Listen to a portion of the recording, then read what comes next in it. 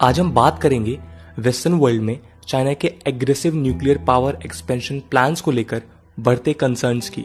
दोस्तों, ultimate military index के हिसाब से चाइना सबसे पावरफुल मिलिट्री को कमांड करता है। लेकिन क्या आप जानते हैं कि मिलिट्री पावर के एक मेजर कंपोनेंट न्यूक्लियर पावर में चाइना अभी भी यूएसए और रशिया से काफी पीछे है। क्या आप जानते हैं कि माओ जेडोंग ने कभी भी न्यूक्लियर पावर को इंपॉर्टेंट मिलिट्री स्ट्रेटजी का टूल नहीं माना और वो इन्हें सिर्फ पेपर टाइगर कहते थे। यही वजह है कि चाइना ने कई सालों तक अपने न्यूक्लियर वॉरहेड्स को बढ़ाने के प्रयास नहीं किए। और सिप्री के हिसाब से आज न्यूक्लियर वॉरहेड्स में जहां रशिया 6300 और यूएस लगभग 5500 वॉरहेड्स ओन करता है, वहीं चाइना के पास सिर्फ 350 न्यूक्स हैं। लेकिन अब ये शायद बदल रहा है। रिसेंटली कई रिपोर्ट्स ने क्लेम किया कि चाइना अपने न्यूक्लियर वेपन्स और मिसाइल्स को मॉडर्नाइज और एक्सपैंड कर रहा है। इस कॉन्टेक्स्ट में हम समझेंगे कि ऐसा क्या हुआ कि चाइना अब अपनी ट्रेडिशनल न्यूक्लियर पॉलिसी से हटकर न्यूक्लियर एक्सपेंशन के संकेत दे रहा है। हम ये भी जानेंगे कि वो ये कैसे कर रहा है और इसके वर्ल्ड पॉलिटिक्स में क्या इंप्लीकेशन। न्यूक्लियर पावर के दो एस्पेक्ट्स हैं, सिविल न्यूक्लियर पावर और nuclear weapons. Civil nuclear power peaceful nuclear energy का और न्यूक्लियर वेपन मिलिट्री स्ट्रैटेजी का हिस्सा है। हम आज न्यूक्लियर वेपन्स तक सीमित रहेंगे। दोस्तों, न्यूक्लियर वेपन्स का जन्म 1930s में शुरू हुए मैनहट्टन प्रोजेक्ट के तहत शुरू हुआ, जिसमें यूएसए, यूके और कनाडा इन्वॉल्व थे। वर्ल्ड वॉर II के दौरान जुलाई 1945 में न्यूक्लियर वेपन्स की पहली टेस्टिंग हुई, जिन्हें ट्रिनिटी टेस्ट कहते हैं। 2 महीने बाद अगस्त 1945 में इन वेपन्स का पहला और अब तक का आखिरी न्यूक्लियर अटैक हिरोशिमा और नागासाकी में हुआ। डिस्ट्रक्शन इतना भयावह था कि दुनिया भर में खौफ की लहरें दौड़ गईं और तब से लेकर आज तक दोबारा कहीं भी न्यूक्लियर वेपन का इस्तेमाल नहीं हुआ।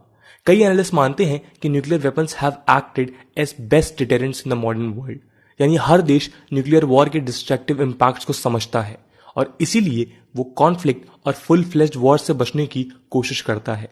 इस हिसाब से nuclear weapons world peace ensure करने का एक तरीका भी माने गए हैं। हालांकि अगर दो न्यूक्लियर देशों के बीच कॉन्फ्लिक्ट बढ़े तो न्यूक्स रखने का कॉस्ट काफी ज्यादा और भयानक हो सकता है। खैर, हिरोशिमा और नागासाकी ने भले ही न्यूक्लियर वॉर की पॉसिबिलिटी को कम किया, लेकिन न्यूक्लियर रेस खत्म नहीं हुई है।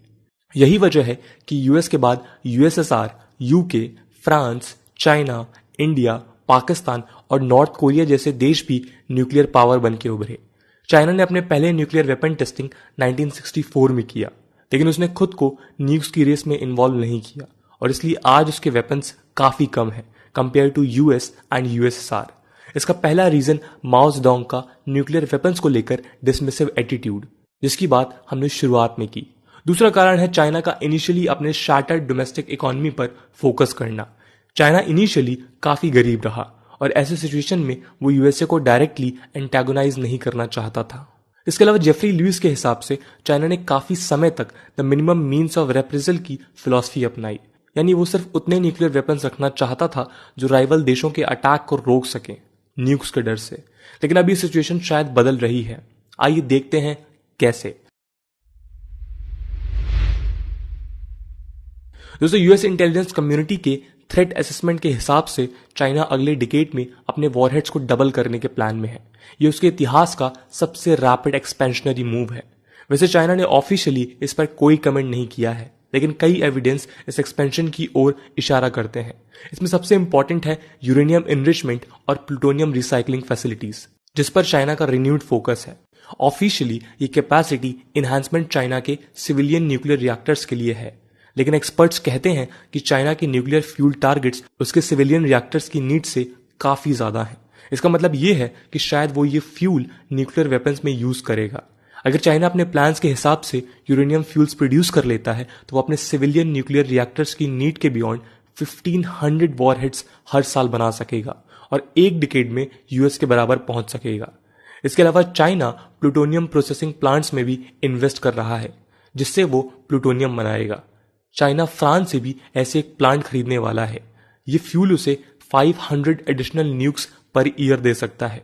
इन मैसिव प्लान्स में कोई इकोनॉमिक सेंस नहीं दिखता, क्योंकि अगर चाइना सिर्फ यूरेनियम से अपने पावर रिएक्टर्स को फ्यूल करे तो वो काफी सस्ता होगा देन प्लूटोनियम। तो सवाल ये है कि वो ऐसा कर ही क्यों रहा है? शायद न्यूक्लियर वॉरहेड्स के लिए। रिसर्च ऑर्गेनाइजेशन सीएनए के डेविड फिंकलस्टीन कहते हैं कि नंबर ऑफ वॉरहेड्स के अलावा सबसे बड़ा कंसर्न ये है कि चाइना अपने न्यूक्लियर वेपन्स के क्वालिटी पर फोकस्ड है और उन्हें मॉडर्नाइज कर रहा है, जबकि यूएस के वेपन्स पुराने हो रहे हैं। ऐसा इसलिए क्योंकि यूएस के न्यूक्स लार्जली स्टैटिक बेसिस में हैं, जिन्हें डिटेक्ट और डिस्ट्रॉय करना आसान होगा, जबकि चाइना डायनेमिक और हार्ड टू डिटेक्ट न्यूक्स पर फोकस कर रहा है। इसमें सबसे इंपॉर्टेंट एग्जांपल है डोंगफेंग 41 जैसे मिसाइल्स, जो truck based mobile intercontinental ballistic missile है with a range of 9300 miles, यानी ये मेनलैंड यूएसए और यूएस के गुआम बेस तक पहुंचने की ताकत रखते हैं। डोंगफेंग 41 मल्टीपल वॉरहेड्स कैरी करने की कैपेबिलिटी भी रखता है। इसके अलावा चाइना के पास intermediate range mobile missile Dongfeng 26 भी है, जो रैपिडली कन्वेंशनल और न्यूक्लियर वॉरहेड्स के बीच खुद को स्वैप कर सकती है। ऐसे मिसाइल्स यूएस और बाकी चाइनीज राइवल्स के लिए हेडेक होंगे, क्योंकि किस मिसाइल में न्यूक्लियर वॉरहेड है और किस में नॉन न्यूक्लियर, ये डिटेक्ट करना मुश्किल होगा। दोस्तों, इन सब के अलावा सबसे ज्यादा इंटरेस्टिंग बात है पीपल्स लिबरेशन आर्मी की एलिजिडली नई न्यूक्लियर स्ट्रैटेजी। ये है the nuclear shell game based on silo based intercontinental ballistic missiles, यानी कि ICBM। दोस्तों, सिलोस अंडरग्राउंड चैम्बर्स हैं जिनमें मिसाइल्स प्लेस किए जाते हैं, और ICBM लॉन्ग रेंज मिसाइल्स हैं जो कई हजारों किलोमीटर तक जा सकती हैं। न्यूयॉर्क टाइम्स की एक रिपोर्ट के हिसाब से यूएस बेस्ड रिसर्चर्स ने 119 ऐसे ICBM सिलोस को डिटेक्ट किया है। सैटेलाइट इमेजेस से पता चला कि ये सिलोस गोबी डिजर्ट के एज में लोकेटेड ह्यूमेन सिटी में है। ये सब यूएसए के cold war strategy nuclear shell game जैसा है। इसके अलावा यूएसए ने कोल्ड वॉर में अपने कई न्यूक्स को ऐसे ही नेटवर्क्स ऑफ सिलोस में रखा था ताकि यूएसएसआर उन्हें डिटेक्ट न कर सके। इस स्ट्रेटजी का मेन फीचर ये है कि इसमें कई हजारों सिलोस बिल्ड किए जाते हैं, लेकिन हर सिलो में न्यूक्लियर वेपन्स हो ये जरूरी नहीं। कई सिलोस में डमी न्यूक्स भी होते हैं टू डिसीव राइवल्स। ऐसे में न्यूक्लियर वेपन्स को डिटेक्ट कर उन्हें डिस्ट्रॉय करना टफ, कॉस्टली और टाइम कंज्यूमिंग हो जाता है। एक एस्टिमेट के हिसाब से अगर यूएसएसआर यूएसए के इन सभी सिलोस को डिस्ट्रॉय करना चाहता तो उसे कम से कम 4600 वॉरहेड्स की जरूरत होती। ऐसे ही ह्यूमेन की साइट में ये जरूरी नहीं कि वहां सभी 119 सिलोस में मिसाइल्स होंगे। हो सकता है कि इन सिलोस में से सिर्फ 10 to 12 में न्यूक्लियर मिसाइल रखे जाएं, लेकिन डिसेप्टिव न्यूक्लियर शेल गेम के चलते उनका कंप्लीट डिस्ट्रक्शन करना चाइनीज राइवल्स के लिए काफी मुश्किल और कॉस्टली होगा। ये स्ट्रैटेजी चाइना को कम वॉरहेड्स के साथ भी काफी पावरफुल बना देगी। पेंटागन की लेटेस्ट रिपोर्ट का दावा है कि चाइना इन सिलोस में DF-41 और हाइपरसोनिक ग्लाइड व्हीकल्स फिट करने के प्लान में है, जो हाइपरसोनिक स्पीड के साथ इररेगुलर ट्रेजेक्टरीज से मूव कर सकती हैं। Irregular trajectories missile defence system को इनइफेक्टिव बना देती है, क्योंकि इन मिसाइल्स की ट्रेजेक्टरी को डिटेक्ट करना काफी मुश्किल हो जाता है। वैसे ये सिलो कंस्ट्रक्शन अनएक्सपेक्टेड और नए नहीं है, क्योंकि चाइना ऑलरेडी ऐसे सिलोस में इन्वेस्ट करता रहा है। फॉर एग्जाम्पल, इसके पहले फेडरेशन ऑफ अमेरिकन साइंटिस्ट ने ऐसे ही सिलोस जिलानताई के पास एक मिलिट्री ट्रेनिंग साइट पर भी ऑब्जर्व किए थे। नया सिर्फ ये है कि ऐसे लार्ज स्केल में बन रहे सिलोस पहली बार नोटिस किए गए हैं, जो एक सडन और सरप्राइजिंग पॉलिसी शिफ्ट की तरफ इशारा करते हैं। दोस्तों, चाइना ऐसे पॉलिसी शिफ्ट्स क्यों कर रहा है, इस पर यूएस बेस्ड एक्सपर्ट्स फिलहाल कंफ्यूज्ड है। ऐसा इसलिए क्योंकि ऑफिशियली बीजिंग ने फिलहाल अपने वॉरहेड्स को इतनी तेजी से डेवलप करने के प्लान्स को रिवील नहीं किया है। 2019 की चाइनीज डिफेंस स्ट्रेटजी में भी चाइना मिनिमम डिटरेंस और नो फर्स्ट यूज पॉलिसी को फॉलो करता है, और ये दावा करता है कि वो कभी भी नॉन न्यूक्लियर स्टेट्स के खिलाफ न्यूक्स यूज नहीं करेगा। लेकिन इस करंट पॉलिसी शिफ्ट के कारणों पर हम कुछ स्पेकुलेशंस कर सकते हैं। CIA के farmer China analyst Christopher Johnson कहते हैं कि चाइना का अपनी शॉर्ट रेंज मिसाइल्स को कम करना और लॉन्ग और मीडियम रेंज मिसाइल्स को बढ़ाना ये दिखाता है कि वो ताइवान में अपने पॉसिबल इन्वेजन को सक्सेसफुल बनाना चाहता है विद मिनिमम लॉस। अगर वो ताइवान को इन्वेड करता है तो वो यूएस इंटरफेरेंस को रोक सकता है by threatening it with its long range nukes जो मेनलैंड यूएसए तक जा सकती हैं। इसके अलावा चाइना आज एक ग्लोबल पावर की तरह राइज हो रहा है और अपनी हेजिमनी को बढ़ाने के लिए काफी एम्बिशियस और असर्टिव है, जिसमें न्यूक्लियर पावर का रोल क्रूशल है। चाइना ओवरऑल मिलिट्री कैपेबिलिटीज में तो यूएसए और रशिया से आगे है, लेकिन न्यूक्लियर पावर में काफी पीछे है। कई सालों तक डोमेस्टिक क्राइसिस झेलने के बाद 1990s में सडनली अपने इकोनॉमिक राइज के चलते वो अब मॉडर्न न्यूक्लियर वेपन्स में इन्वेस्ट कर सकता है। नेबरहुड में राइजिंग इंडिया और बढ़ते यूएस इंडिया क्लोजनेस के चलते भी शायद वो ऐसा कर रहा हो। इसके अलावा सिलॉस बेस्ड न्यूक्स जैसी इनोवेटिव स्ट्रेटजीज चाइना को कम इन्वेस्टमेंट और कॉस्ट पर यूएस को चैलेंज करने में सफल बना सकती हैं। कारण कुछ भी हो, एक बात तो साफ है कि चाइना में हो रहे नए डेवलपमेंट्स ने यूएस के स्ट्रेटजिस्ट की नींद खराब कर रखी है। चलिए हम देखते हैं कि इस पॉलिसी शिफ्ट का यूएस और वर्ल्ड के लिए क्या इंप्लीकेशंस हैं। दोस्तों, इन सिलो कंस्ट्रक्शंस ने वॉशिंगटन के न्यूक्लियर आर्सेनल को मॉडर्नाइजेशन पर डिबेट शुरू कर दिया है। इसके अलावा शायद अब बाइडेन एडमिनिस्ट्रेशन पर चाइना को स्ट्रेटेजिक आर्म्स कंट्रोल नेगोशिएशंस के लिए टेबल पर लाने के लिए दबाव बढ़ जाएगा।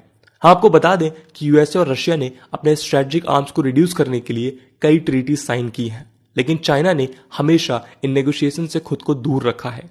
चाइना का आर्गुमेंट है कि यूएस के वेपन्स के सामने चाइना के वेपन्स लगभग 20 गुना कम है और जब तक यूएस अपने न्यूक्स को चाइना के न्यूक्स के बराबर नहीं कर लेता तो वो इन नेगोशिएशंस में पार्टिसिपेट नहीं करेगा।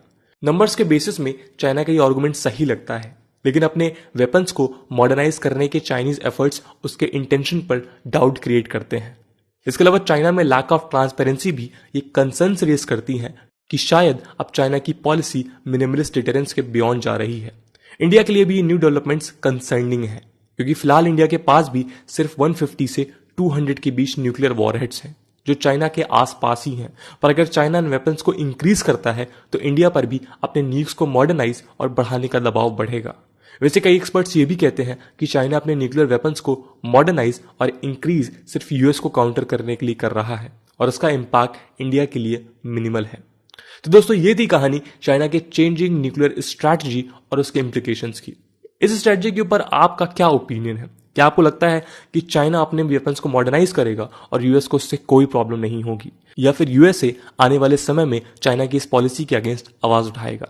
कमेंट सेक्शन में जरूर बताइएगा। आज की वीडियो के लिए इतना ही। आई होप आपको वीडियो पसंद आई होगी, और अगर पसंद आई है तो अपने दोस्तों के साथ शेयर करना मत भूलिएगा। हम मिलते हैं अगली वीडियो में, तब तक के लिए जय हिंद, जय भारत।